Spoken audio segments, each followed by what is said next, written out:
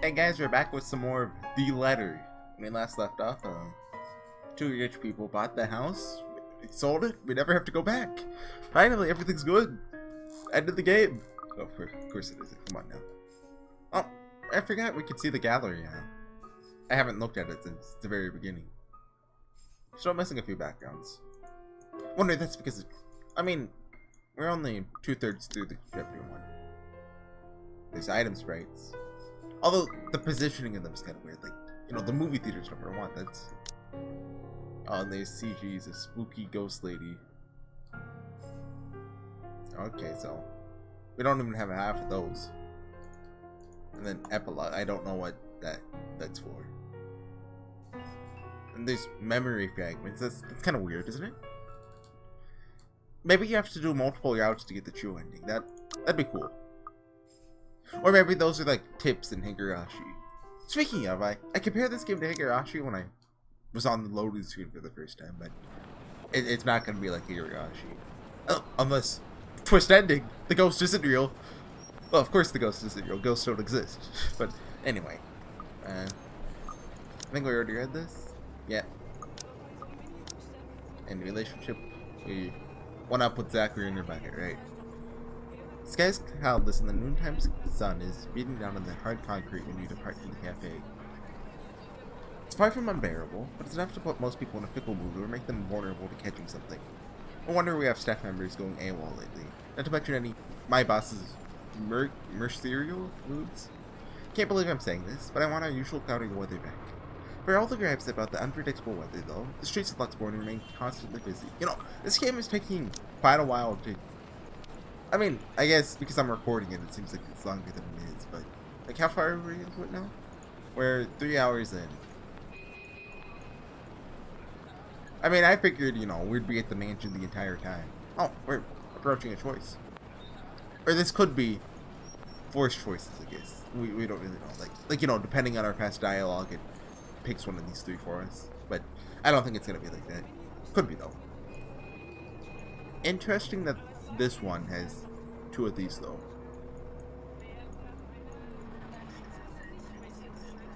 We're pretty close to the end of chapter 1. The end of the game. The hurry tapping of shoes against the pavement, inane chatter coming from the lunchtime crowd fills the humid afternoon air. Small reminder of the things we've yet to do, regardless of how much I want to return to the comfort of my bed.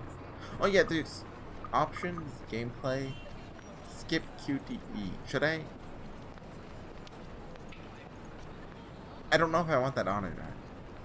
This just turned into easy, so... Oh wait, I have to apply. Back to Briar Realty for me. Zach to a meeting with a magazine publisher featuring luxury houses, and Becca to her lesson plans and books at home. But more than once, I catch her sneaking a long glancing over something displayed on a shop window. A longing glance. Sorry, I don't know what I said there. Did she want to buy something? Maybe I can get it for her this Christmas. Turn my head at the last shop she checked out. A fleeting glimpse. The world stills. Hey. She looks at me, eyes hollow, gaze piercing, boring into my very soul. Like I said, a change to keep my whole body still. There are no shadows or whispers this time. Only a plea. A hum, low and indistinct. Compelling me, beckoning me, intently dragging me to the void beyond the glass. Help me. I don't dare move. My heart hammers against my ribs. Each beat, every thump screaming at me to look away, make a run for it. But I can't. I couldn't. I wonder if Becca can see it. All my limbs feel heavy. My own breathing strains in the face of her calls. Help me. Leave me alone. Her mouth is stretched in a grin, wide and unpleasant. Panic building up in my chest forces me to take a tentative step back.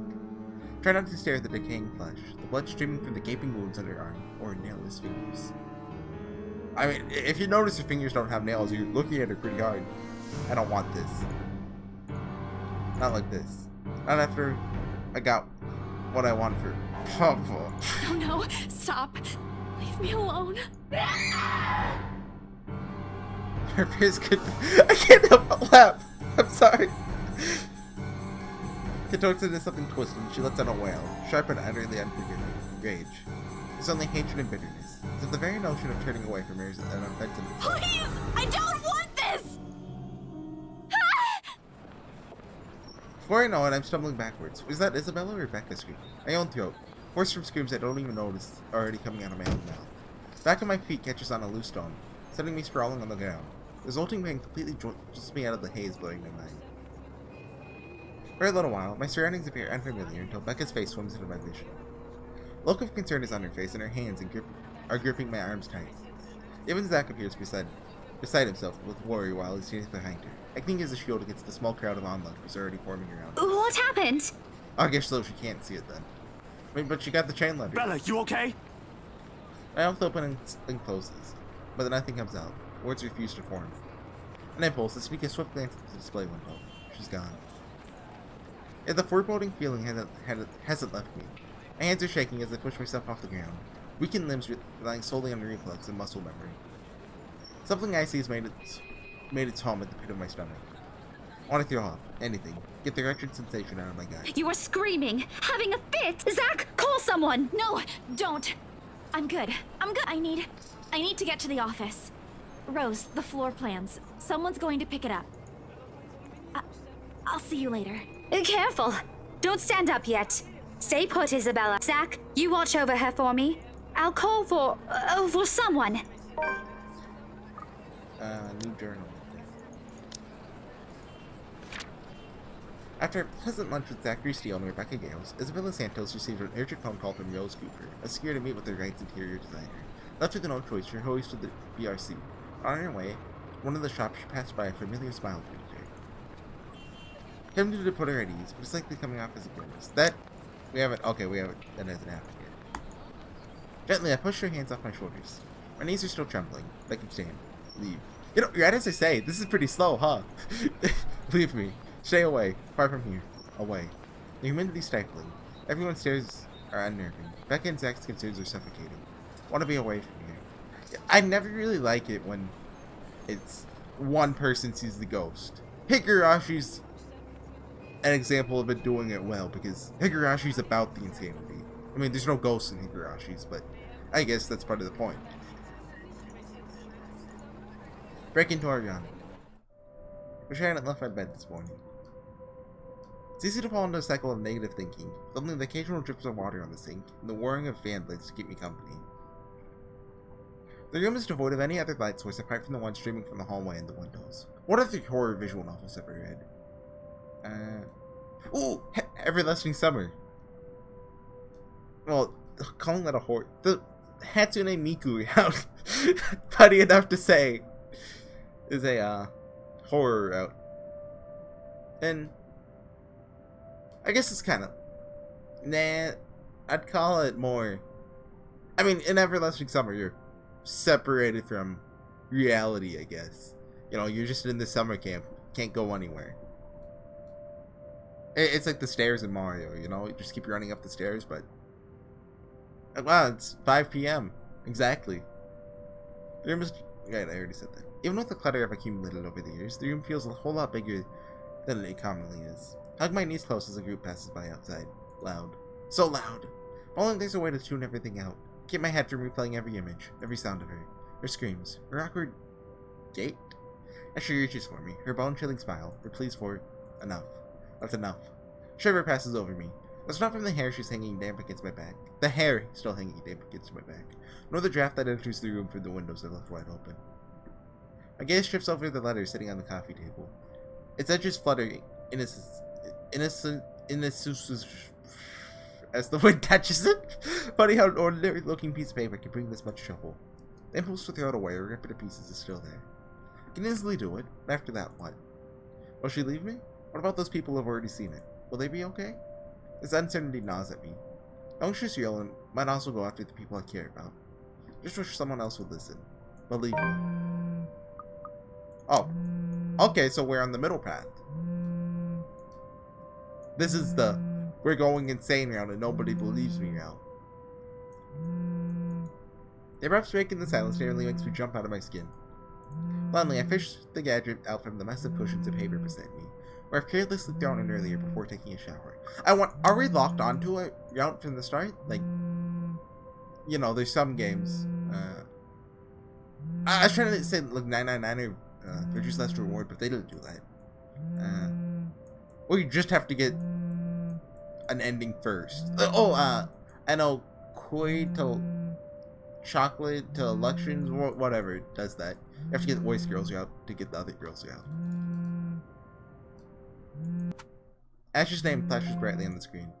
Is he calling me back because of this afternoon? Thank you so much for spamming my inbox with the same message, Scaredy Cat. Hey, Ash. What's wrong? I just had a long day. The couple who bought the house wanted us to finish processing the papers within the week. It's a little hectic, but we'll manage. Really? You sold it? Don't sound so surprised. I told you, you don't stand a chance. The rights won't take no for an answer. You've been on the losing end from the very start. Ha! Whoever said I was interested in the house in the first place? Ooh. But you said... The snigger comes off as annoying to my ears, and I fight the urge to end the call right then and there. Stupid man. You're such an ass. And just so you know, I'm not treating you to a separate celebration. Or ever. No, that's just unfair. And here I was looking something up for you. Didn't you say you wanted to talk to Andrew? Oh yeah. Oh, maybe if you said Prius, you get this one. But what about this one? There's probably, if you just act, probably goes back to this choice. That seems to be probably the most consequential choice so far. Is there really anything else? So if you don't look up at her, you don't get a bad end at all. But if you fail the QTE, you do. At least that's what that seems to be. It's pretty weird. Are there any other bad ends? There's one other one. I pause. I did say that, but I didn't think he'd actually go through the trouble, considering how much he scoffed at the whole topic in the first place. Is he okay with that? Totally. Besides, I need to ask him about something. I might as well do it soon. What do you say you come with me tomorrow morning? Well, there's no harm in it, I suppose. I've got a free day anyway. Great, I'll just pick you up. Don't oversleep. Don't compare me to you. I'm not the one who sleeps like a rock. Didn't she oversleep this day? Another kind of chuckles come from him. Oh, I'll live for the day he'll stop making fun of me. Just wait, you can't just reuse that same. That's not very creative, Isabella. Come on now, you can do better than that. So I'm about to press the button to end the call. He clears his throat. And Isabella? The different tone in his voice sends my eyebrows shooting up into my hairline. Is the world ending today? Yeah? Did you forget something? Do you think we... Never mind. Good night. Ooh! He hangs up instantly. Rude. Completely rude. Didn't even get to thank him. Busy tone, though muffled, echoes through the receiver. No one is saying this will work. Even I'm doubtful it will. Right now, I'll take anything. Anything to get out of this nightmare. Sleep comes easier tonight. What's with the fire particles? Ashton Jure reminded Isabella Santos of their meeting with Professor Andrew Clark tomorrow. Respected professor with a doctorate degree in sociology. As a former researcher specializing in ethnography and psychology, Ashton assured that his friend can help with their worries regarding the mansion's rumors. Sleep comes easier tonight. For the first time in a long time, I dream. Do I need to get ready to quick time event? Clear skies of unrestrained laughter from children playing in the streets. No small, cramped dwellings. To an outsider, this sight does not paint a pretty picture. However, this to me is home. Well, didn't she say she hasn't dreamt in 5 years? Even though, that's not true because you don't dream, What was it that changed? The branching tree? Or was it the germ? I don't know. Oh, okay, so this is the Prius one probably, and this is the professor. And this is you're alone in the world. So it looks like this is separated into 3 different paths. Like this first chapter, anyway. Oh, morning dawns. Something. It's morning.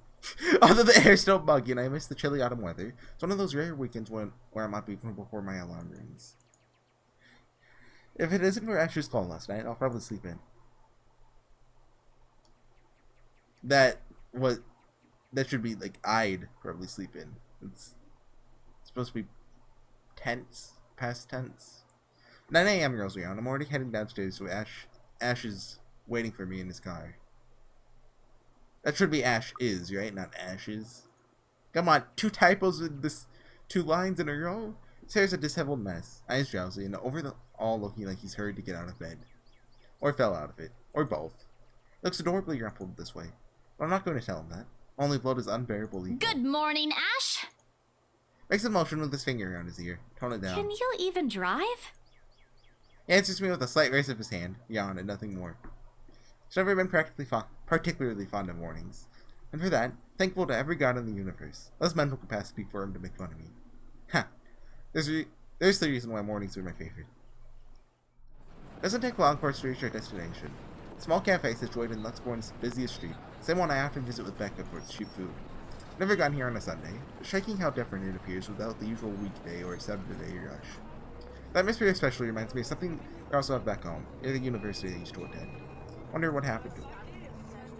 It's being renovated before I left, so I never got the chance to visit one last time. The place has always had a calming effect on me. But today, despite standing in a place similar to it, anxiety easily washes over me as soon as I step out of the car. I'm quite used to dealing with people I've never met before, thanks to my work, but still, I don't know him. In spite of the fact that both Ash and Becca have vouched for him, all they think of me and my story. What if he thinks I'm crazy? Heck, even my own friends thought so. Drawn a breath to quell the panic beginning to rise in me. Oh well, only one way to find out. Drew hesitantly steps forward, and Ash suddenly pulling me back by my elbow. Hold on, scaredy cat, not too fast. Without warning, he flicks my forehead. That hurts. What was that for? Started walking away when I looked up. I hurried to catch up to him, puzzled. Really don't understand this guy. Explain why you're flicking other people's foreheads all of a sudden. So Get yourself together, will you? He's not going to bite. He's very accommodating, too. I wasn't scared of him or anything. I'm gonna send a text. You don't look like it. Didn't sound like you were okay last night either. Hold on. My charger's been acting funny. Well, I already mentioned this before. That's fine. But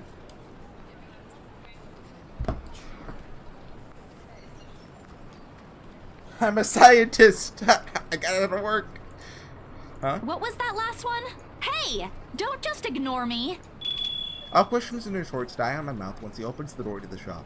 Cast iron bell attached to it chimes softly, announcing our arrival. The smell of freshly brewed coffee welcomes us as soon as we step in. Like the usual, several tables and chairs have been set up for the patrons. But most of the customers present in the morning have forgotten them, favor the more comfortable throw pilers and beanbags the staff has laid out on the floor. Becca would love to know they have something like this on Sundays. She's been complaining about how uncomfortable the library chairs are for a long time now. We have old dude who's expert at ghosts. Ashley leads us to a secluded spot near the window, where an old man, probably in his...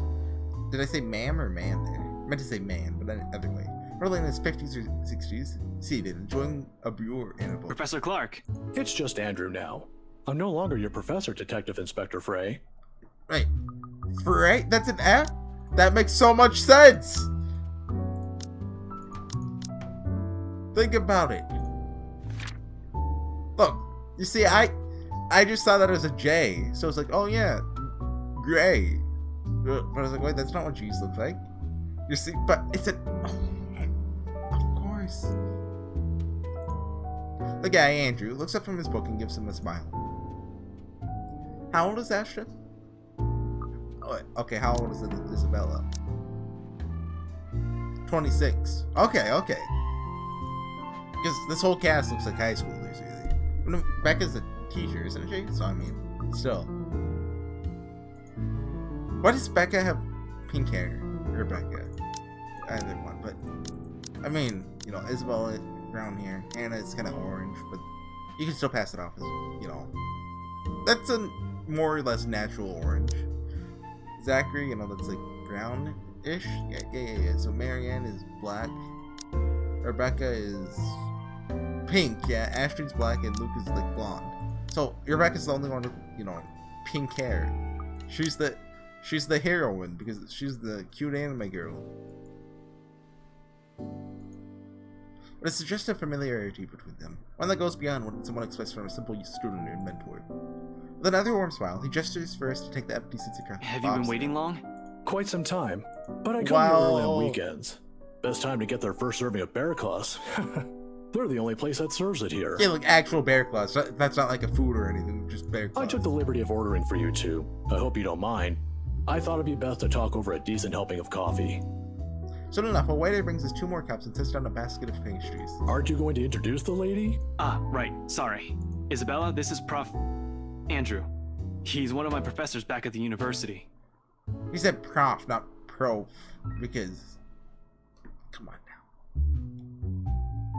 now. Hold on.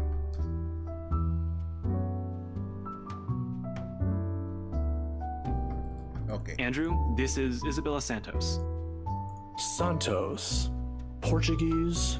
Spanish? Brazilian? Mexican? Is that just something you ask someone the first time you meet them? Filipina, actually. It's a pleasure to meet you, Professor.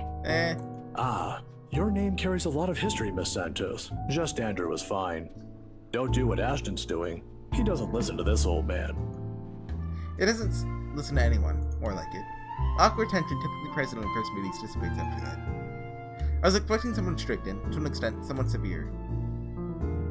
But Professor Andrew Clark is definitely the opposite of what I have in mind. More personal than that. Similar to a grandfather who will dote on you at family gatherings. Hold on, 1 second.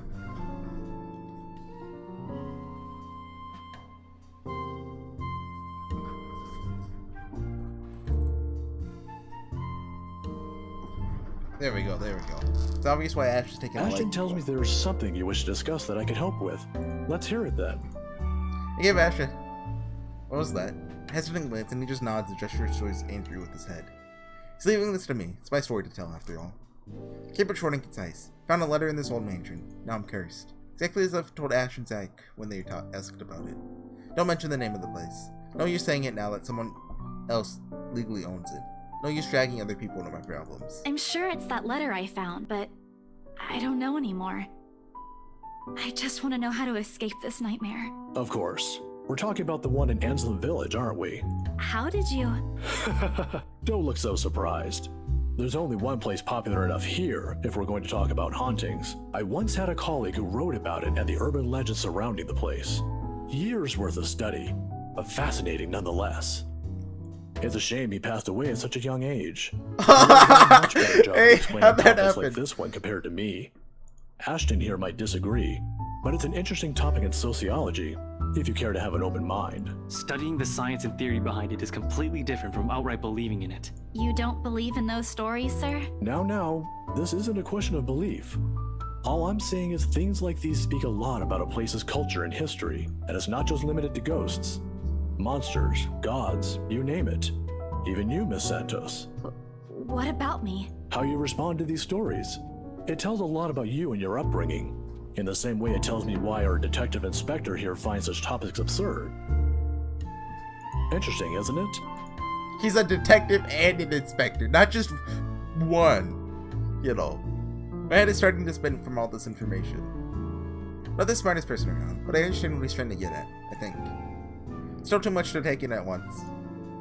So is this guy the detective, or is he the detective, you know? Like, is he an Erica, or is he a battler, you know? I'm feeling he's more of an Erica, personally. Like episode 6 Erica, not episode 5. Look to Ash for help, but his eyebrows are drawn in the front. Obviously, Erica's a lot more likable. Don't tell anyone. Erica's one of my favorite characters from Movie Knuckle. She's the greatest. You keep staring like that at his scalp. Pretty sure it'll crack soon. There's still something you're not telling. Didn't I tell you everything the other day? Yeah, but you mentioned the rights. Then you proceeded to drop the topic right after. What's with that? They don't have anything to do with this. Rights. Luke and Hannah, right? Yeah, they're the ones who got the place. What, is it Hana? I'm not surprised. They're the kind who gets what they want when they set their eyes on it, from what I've heard. Word gets around, especially with a pretty well-known couple like them. I'll cut it. Hey guys, sorry I'm back. Probably only have enough time for 5 to 10 more minutes, but we're 24 minutes in already, so should be fine. Heavy sigh escapes my lips. Popular or not, they're just my clients. I'm but a little pushy. Just clients. End of story. Wish you'll stop pestering me about them. Gotta be reasonable. Come on now. What else? What is it about Becca that Becca does when dealing with a particularly difficult child? Pesky, annoying kind. Wish I could remember it. Could certainly use the same trick right about now. Ashton, look here. I know you're trying to help, but the deal's almost already the papers are being prepared. Once it's done, it's over. I'm just their agent. And when is that happening?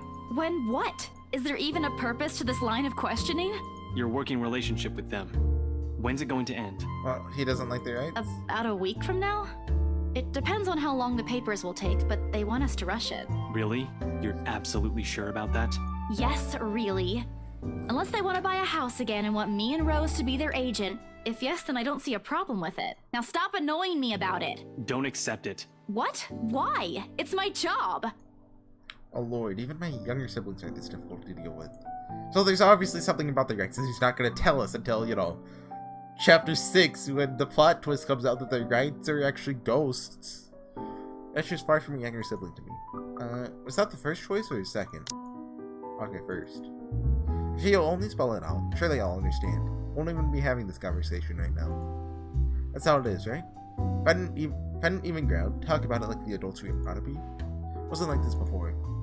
Somewhere along the line, something about has changed in us. People, as friends. Wish there's a way I could tell when or why. Instead, left searching blindly for reasons.